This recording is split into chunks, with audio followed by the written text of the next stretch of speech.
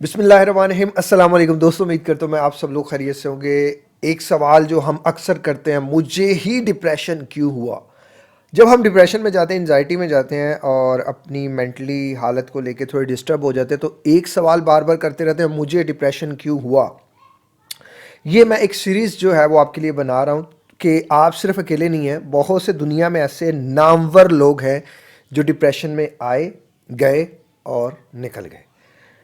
आज जो हमारी पर्सनालिटी है वो दुनिया के टॉप 10 जो ताकतवर लोग हैं उन लोगों में वो बंदा आता है।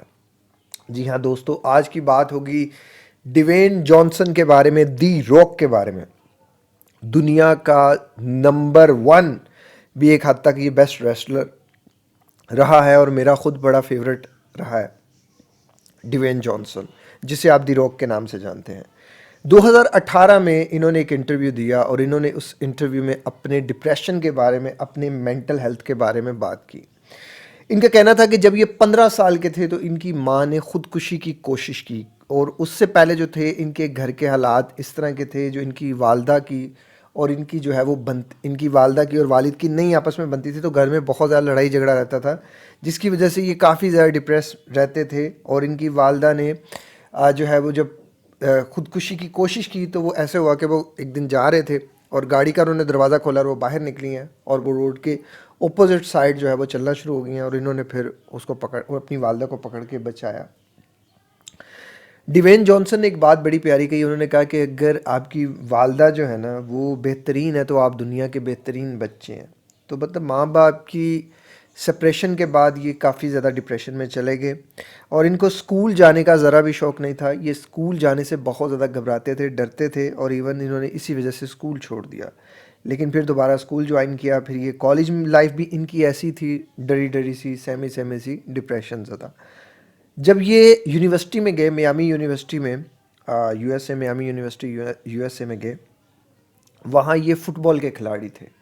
फुटबॉल के दौरान इनको काफ़ी इंजरीज हुई, लेकिन एक स्वेयर इंजरी थी जो इनकी शोल्डर इंजरी थी, जिसके बाद ये डिप्रेशन में चले गए और इन्हें लगा कि अब सब ख़त्म हो गया, अब मैं लाइफ में कभी कुछ नहीं बन सकता, मेरा कैरियर ख़त्म हो गया और बस जो है ना, मैं कभी ज़िंदगी में आगे नहीं जाऊंगा। फिर इनकी शादी हुई। फिर शादी में 2008 में जो है वो इनकी डिवोर्स हो गई। डेनी गोर्सिया के साथ इनकी शादी थी। तलाक हुई। फिर डिप्रेशन में चले गए। अब तक इनको समझ नहीं आया कि ज़िंदगी में इनके साथ हो क्या रहा है। लेकिन जब आप तन्हा होते हैं तो आप डिप्रेशन में चले जाते हैं। जब माँ बाप आपस में लड़ते हैं, घर के हालात ठीक नहीं होते, मैंने जिन लोगों को कोच किया, मैंने एक चीज़ देखी है कि तलाक के बाद औरत भी बहुत डिप्रेशन में चले जाती है, मर्द भी बड़े डिप्रेशन में चले जाते हैं, लेकिन उसके बाद जो औलाद है ना, असल सफ़र उनका शुरू होता है। 2017 में भी तन्हा हो गए, लेकिन इस बार इन्हें पता चल गया कि इनकी जो है वो मेंटली जो है ना वो डिप्रेशन है इनको, और इस पे इनको काम करना है। फिर उन्होंने बहुत सी अप्रोचेज़ की, अपने दोस्तों से मशवरे किए, और ये इस तरह डिप्रेशन से निकल कर बाहर आ गए। दुनिया का टॉप 10 में ताकतवर बंदा भी डिप्रेशन में गया।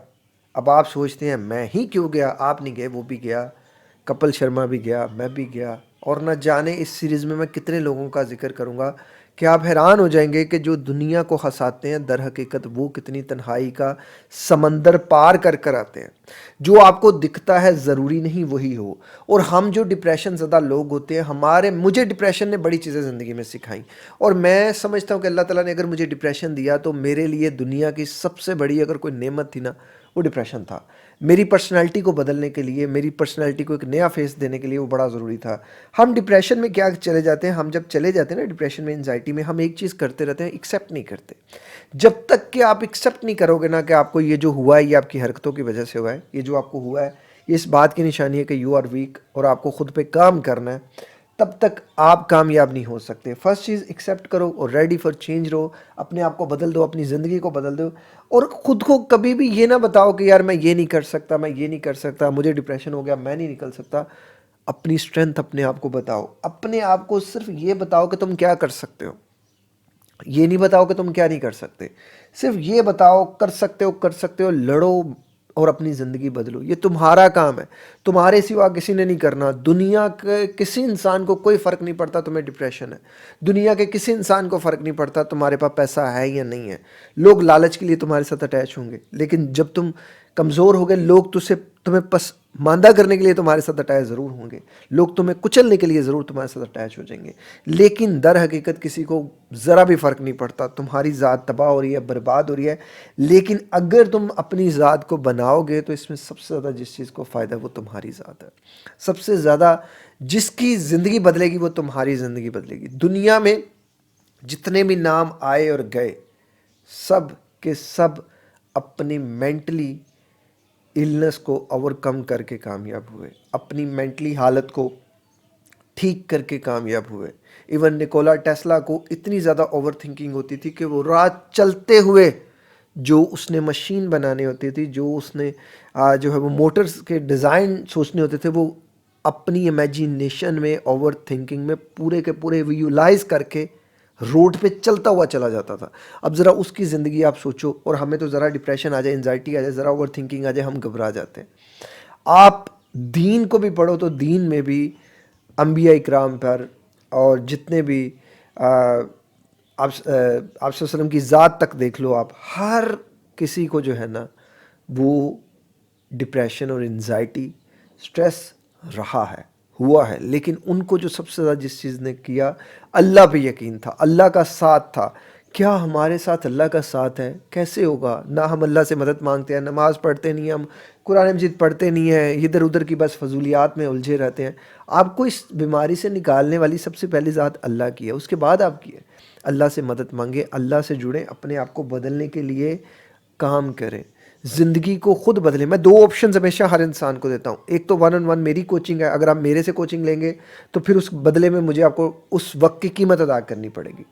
दूसरी आपका वक्त, ये वीडियोस टोटली फ्री हैं, आपका वक्त फ्री नहीं है। डोंट थिंक आपके पास ये वक्त फ्री है, किसी के पास कोई वक्त नहीं फ्री। आप अपना वक्त स्पेंड करो, आप अपना वक्त इन्वेस्ट करो, आप चेंज कर सकते हो। दो ऑप्शन है, या तो किसी का वक्त खरीद लो, किसी प्रोफेशनल की हेल्प ले लो, या अपना वक्त लगा लो, और तीसरी कोई ऑप्शन नहीं है। आपको लगाना पड़ेगा, आपको करना पड़ेगा, करोगे तो बेनिफिट होगा, नहीं करोगे तो नहीं बेनिफिट होगा। रोते हो, रोते रहोगे जी डिप्रेशन हो गया, डिप्रेशन हो गया, क्या सोचो इस गर्दान से आप डिप्रेशन में नहीं ज़्यादा चले जाओगे। डिप्रेशन हो गया, डिप्रेशन हो गया, इसके बरक्स अगर तुम ये सुबह शाम कहना शुरू कर दो, मैं डिप्रेशन से निकल रहा हूँ, मैं डिप्रेशन से निकल रहा हूँ, तो कितनी जल्दी तुम डिप्रेशन से निकल के बाहर आ जाओगे। मैं डिप्रेशन के लिए कुछ कर रहा हूँ, कितना तुम उसके लिए करते रहोगे, एक वक्त आएगा तुम आगे चले जाओगे, ज़िंदगी बेहतर हो जाएगी। होने से, परेशान होने से कुछ नहीं होगा, कुछ करने से कुछ होगा। सो फ्रॉम नाउ बदलने की आदत डालो। जैसे इस डिवेन जॉनसन ने अपनी ज़िंदगी बदली, जैसे इस कामरान शरीफ साहब ने अपनी ज़िंदगी बदली, जैसे कपिल शर्मा साहब ने अपनी ज़िंदगी बदली, और न जाने कितने लोगों ने, मेरी हाउ आई कॉप्ड की सीरीज़ आप देख लेना, कितने लोग होंगे जिन्होंने ज़िंदगी बदली, करने से बदली। रोते रहने से कुछ नहीं होने वाला। कामरान साहब आपकी कोई हेल्प नहीं कर सकते जब तक आप खुद अपनी हेल्प नहीं करेंगे। वीडियो का अख्ताम यहीं करते हैं। एक और ज़िंदगी हॉस्पिटल इंशाल्लाह बनेगा। आपने कसम खाई है, आपने नहीं साथ देना, कोई बात नहीं, ना दें। मैं इंशाल्लाह खुद जितना कर सकता हूँ मैं करूँगा। अपना बहुत ज़्यादा ख्याल रखिएगा, मुझे दुआओं में याद रखिएगा। मिलते हैं किसी और वीडियो में किसी और टॉपिक के साथ। अस्सलाम वालेकुम, अल्लाह हाफिज़।